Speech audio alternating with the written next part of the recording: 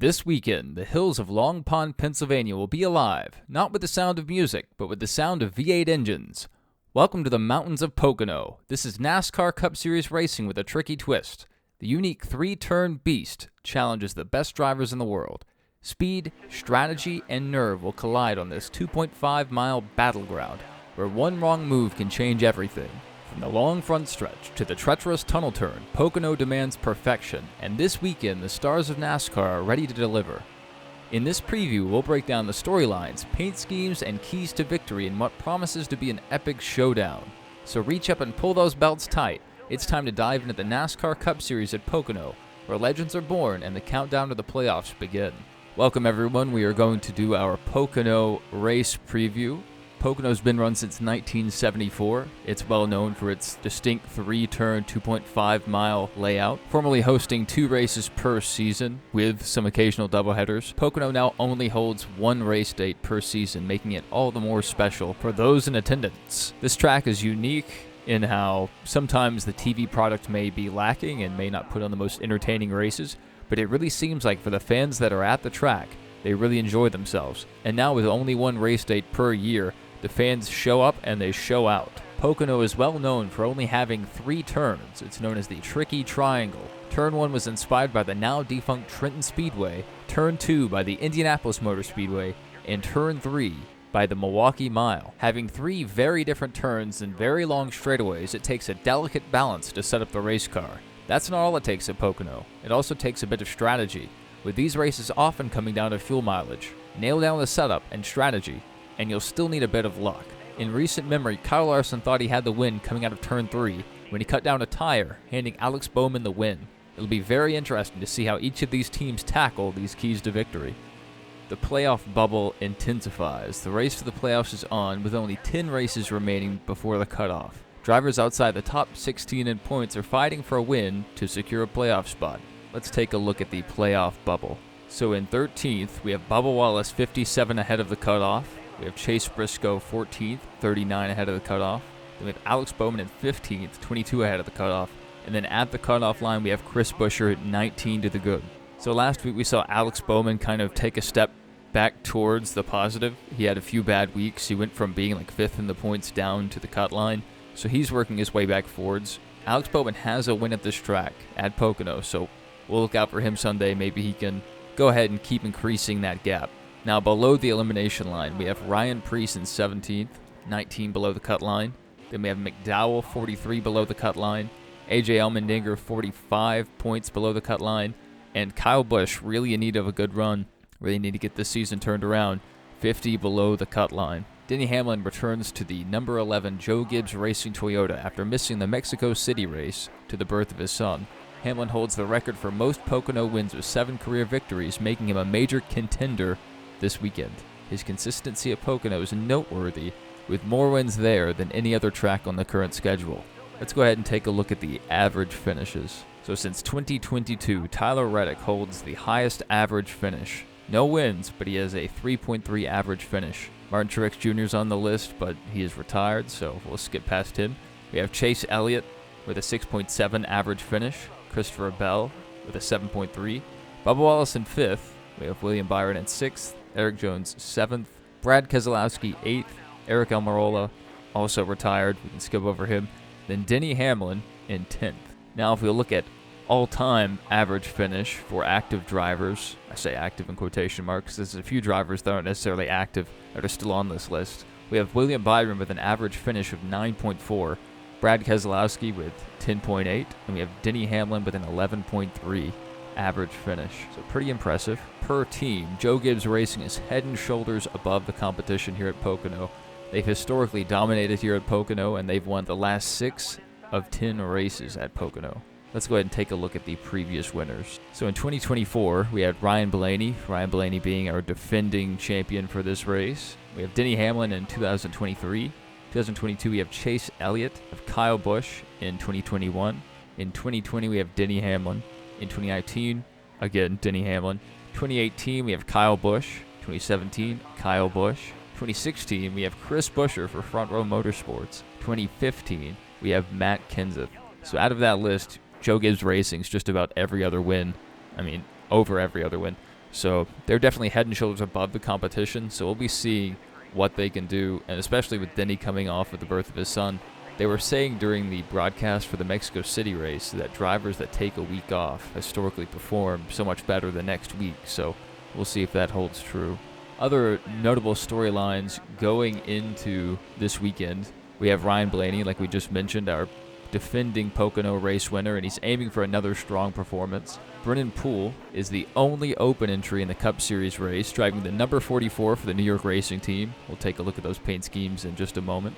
The Xfinity Series race features Chase Elliott returning to the number 17 Hendrick Motorsports Chevrolet. So look for that on Saturday. That'll be on the CW. We'll talk about the TV schedule a bit later as well. And big news coming out today, Dale Jr. will be filling in as Connor Zilich's crew chief at Pocono. It'll be his first race ever as crew chief, at least for the Xfinity Series. Marty Lindley is serving a 1-week suspension after the number 88 car had 2 missing lug nuts following the Xfinity race at Nashville Superspeedway. The team chose to defer the penalty until they have returned from Mexico. That is something I didn't know you could do. I didn't know you could just defer a penalty, but I guess maybe NASCAR, being a little understanding about the situation, they may have made a special allowance to allow that 88 team to have their crew chief in Mexico. So I understand why, if that's a new thing, but if not, I've never heard of a team just being able to defer a penalty until later. That's wild to me.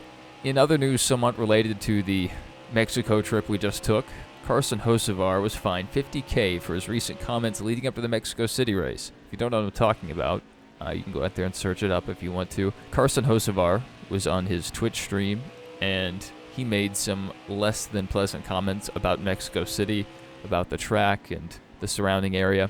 And after the Mexico race, that really picked up a lot of traction, and so Spire's gone ahead and fined him $50,000 themselves. NASCAR was not behind the fine for this. Spire was just being proactive, and that $50,000 is being split up between a few different charities. They're going to send Carson Hocevar to the racial sensitivity training, similar to what Kyle Larson went through years ago. So it's good to see that Spire was proactive about this, but I also would hate for them to have dulled Carson's spirit somewhat. Now that you are in the Cup Series and you're racing among, men, you have to watch your comments, and you can't say things just off the dome. And sometimes that neuters the driver's personalities. You may end up with a Chase Elliott situation where there's hardly any personality there. So hopefully Carson can keep his spark and keep his head up through all the negative attention he's been getting recently, which a lot of it, if not most of it, has been self-inflicted, whether it's his behavior on track or whether it's his comments off track. But hopefully he can find a balance. In other news, NASCAR is closing in on a deal to run a San Diego street course. NASCAR also indicated they don't plan on building any other new rural tracks, so tracks outside of major metro areas that maybe you take an hour or two to get to. They intend to take the racing to the big metro areas. So we have a lot of, controversy, a lot of discourse related to this news that was just put out today. A lot of people don't want to see more road courses, and they especially don't want to see more street courses, considering street courses, no matter which series you go to, usually don't put on the best racing. Purpose-built road courses tend to outperform them, but a lot of people just don't like road course racing anyway. Another reason why this may be controversial is we have tracks that are already built and they're rotting. We have Kentucky, which didn't put on the best racing until maybe like the very last race it hosted. And then we have Chicagoland, which it will possibly come back to the schedule next season. But there's tracks all over the country that deserve the spotlight, and yet we're looking on spending millions of dollars somewhere that may not pull a crowd, whereas Road America had an attendance of 100,000. But maybe we're going to go to San Diego, spend millions of dollars, and let's say 40,000 people show up. Is that really a win for NASCAR? What they indicated with the no new roll tracks is they weren't necessarily just talking about building or putting on temporary street courses. They're also talking about just nearby to metro areas, perhaps purchasing new real estate and building new oval tracks. But that also begs the question, why did they go through with the Auto Club deal? Why did they tear Auto Club to shreds? We haven't seen any movement on them rebuilding the short track they were planning on. So there's just a lot of questions surrounding this specific story. And if you have any thoughts on any of that, go ahead and leave your thoughts in the comments, and maybe we can continue this discussion. Also, Get Loud from a Cloud. Pigeon Forge Racing Coaster, the first side-by-side racing coaster of its kind, is now open in Pigeon Forge. We'll go ahead and read a snippet from the website. So this is owned by BJ McLeod in, as its name, Pigeon Forge. And on the website it says, introducing the first ever racing mountain coaster in the United States, right here in Pigeon Forge, Tennessee. Compete side by side on a high-speed adventure through the Smoky Mountains. Designed for competitive fun. First of its kind racing experience with interactive features like track your performance on real-time leaderboards, strike a victory pose with finish line photos, and race the clock on timed runs. All on the only mountain racing coaster in Pigeon Forge. So congratulations to BJ McLeod. If you're in and around the Pigeon Forge, Gatlinburg area, go ahead and stop by. I believe it's just opened, so this is brand new development. And the side-by-side action is just fantastic. Because there are some coasters that have maybe two adjacent tracks, but they have different layouts. So you don't actually get a pure race. So it seems like they're catering this and theming it more towards racing. So you can check that out. You can go check out the NASCAR Speed Park. And sadly, the NASCAR Cafe is long since closed. But there are a few NASCAR-esque things to do there. And a lot of go-karting opportunities. So it's a good trip for any NASCAR fan. And what I prefer to do is to stop up there in Gatlinburg and Pigeon Forge on my way to and from the Bristol race. So it's, I believe, around an hour outside of Bristol. So if you're ever in that area, maybe stop by and pay BJ McLeod's Pigeon Forge Racing Coaster a visit. All right, let's move on to the next part of our video. We had our news, we had our intro. We are going to go into a paint scheme review. We're just going to go number by number through the field. So first we have Ross Chastain. He'll be driving the number 1 Busch Light Apple Chevrolet. Every time they bring back Busch Light Apple as a flavor or as a product for Busch, they always make a big deal about it. And the schemes are always very bright and vibrant. You've seen that from Kevin Harvick and now with Ross Chastain. So they're keeping that going. And Busch is an interesting sponsor in how they keep the same sponsorship, but they always, I wouldn't say always, but frequently they change up the paint scheme. So that's pretty cool. I like when sponsors do that, but it somewhat takes away from the base scheme because it doesn't allow it to become iconic. But for people that Ross Chastain is their favorite driver, this is fantastic because it gives them plenty of diecast to buy. Next, we have Austin Cindric in the number 2 Menards Target Ford. So as you can see on the right rear quarter panel, Target is the secondary. Menards always has the primary for the scheme. That's where you get the neon yellow from. And then they change out that associate. So that's what we have. I'm not a huge fan of the neon. I wish they would, run a green Menards scheme like their stores are themed, but it is what it is. It is great for the spotter, being able to pick out that car pretty easily. And over the years, it's become pretty iconic on its own. Next, we have Austin Dillon in the number 3 Bass Pro Shops Winchester Chevrolet. So if you're a fan of camo schemes, this is right down your alley. And if you're not a fan of camo, well, this may not be for you.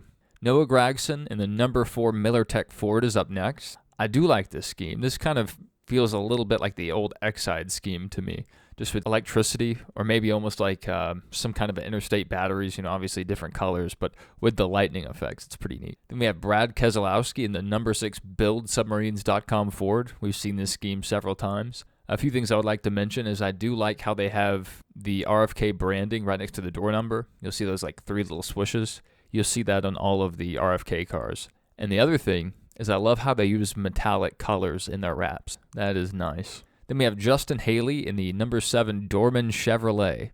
No idea what their product is, but you see they have dormanproducts.com there above the right rear quarter panel. Then we have Kyle Busch in a scheme we've seen several times. We have him in the number 8 Zone Get-Go Chevrolet. Good looking car in my opinion. And then we have Ty Dillon in the number 10 Seabest Chevrolet. No clue what Seabest is, but best of luck to Ty Dillon. Denny Hamlin making his return in the number 11 Progressive Toyota. Ryan Blaney will be defending his race win in the number 12 Wabash Ford. AJ Allmendinger will be in the number 16 Celsius Chevrolet. Chris Buescher will drive the number 17 Nexletal Ford. No clue what that is. Maybe it's an antacid or something. I am not sure. It looks nice, though, and again, as you can see, the 3 little RFK swooshes next to the door number. Chase Briscoe will drive the number 19 Bass Pro Shops Toyota. You know, very similar to what Martin Truex used to drive, but if it ain't broke, don't fix it. I guess that's their idea. And we have somewhat of a special one here with Christopher Bell and the number 20 Rheem Toyota. This is celebrating Rheem's 100th anniversary, so that's why you see some gold accents throughout the car. So they released a promotional image. We'll try to put that in here so you can see a little more detail than this side render shows off. This is one of my favorite ones. Josh Berry in the number 21 Aero Ford. I just like the gradient, how it looks almost like a sunrise or a sunset in certain parts and more of like a night sky in the other areas. Pretty neat scheme.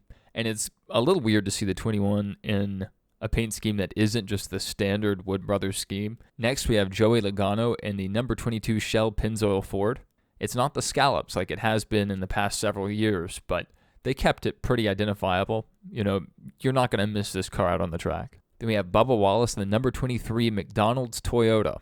Honestly, I'm not a fan of the more matte paint schemes, but McDonald's is such a big company. I bet their branding guidance is pretty strict on what they can do. This one may be a fan favorite. We have Todd Gilliland in the number 34 Grillo's Pickles Ford. We have the pickle car. I've seen them advertising this quite a bit on social media, so maybe it is a fan favorite already.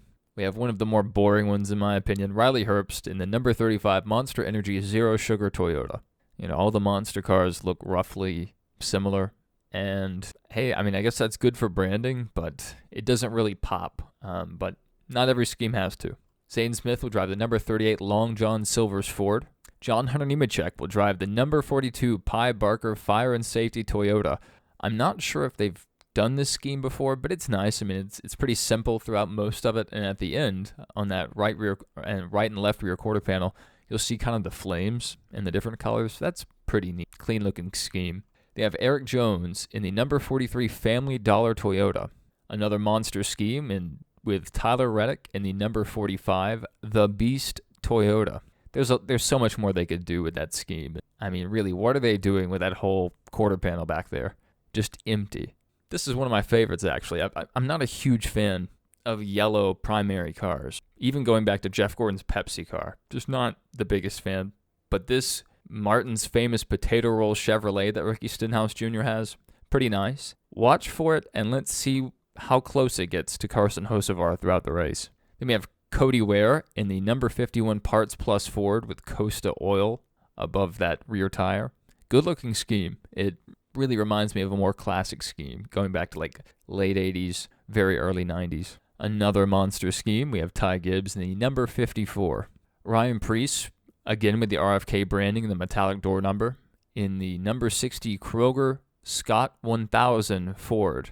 Michael McDowell will drive the number 71 Gamebridge Chevrolet. That's a good-looking scheme.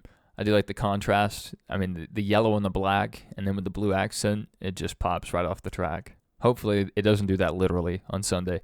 Then we have his teammate, Carson Hocevar, in the number 77 Delaware Life Chevrolet. Shane Van Gisbergen, the winner from the previous week in Mexico City, he will be driving the number 88 Safety Culture Chevrolet, so should be pretty identical to last week. Again, that's another good-looking scheme. One thing I really like about it is around the headlights and the front grille. They have that yellow accent and the Red Bull branding.